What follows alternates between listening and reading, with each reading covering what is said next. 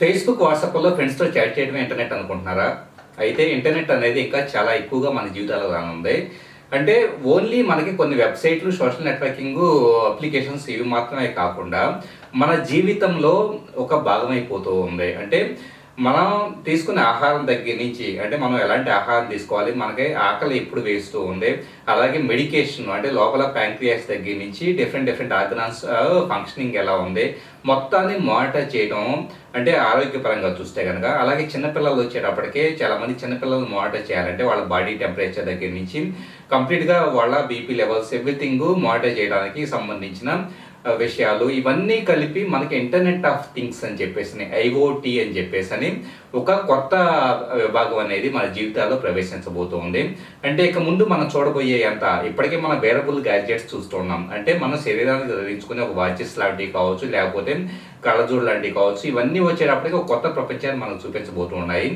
అలాగే ఇలాంటివి ముందు ముందు వచ్చేటప్పటికే ఫర్ ఎగ్జాంపుల్ మనం ఒక రూమ్‌లో ఉంటే గనక, ఆ రూమ్‌లో ఒక మనిషి అందుబాటులో లేకపోతే ఆటోమేటిక్‌గా లైట్స్ ఆఫ్ అయ్యే విధంగాను, అలాగే మనం ఏదైనా మైక్రోవేవ్ ఓవెన్ చూస్తే గనక ఆటోమేటిక్‌గా ఒక టెంపరేచర్ దగ్గర ఆఫ్ అయిపోవడం మనం గమనిస్తూ ఉన్నాం. ఇంకాస్త ఎఫిషియెంట్‌గా, ఇంటెలిజెంట్‌గా పనిచేసే విధంగా మైక్రోవేవ్ ఓవెన్స్ దగ్గర నుంచి ప్రతి డివైజు అంటే ఈరోజు మనం వచ్చేటప్పటికే మొక్కలకి నీళ్లు పోయడం అనేది గమనిస్తూ ఉన్నాం. మొక్కలకే వాటర్ లెవెల్ అనేది తగ్గిపోతే గనక ఆటోమేటిక్‌గా వాటర్ స్రవ చేయబడే విధంగా వాటిలో కొన్ని సెన్సార్స్‌ని అమర్చడం అనేది.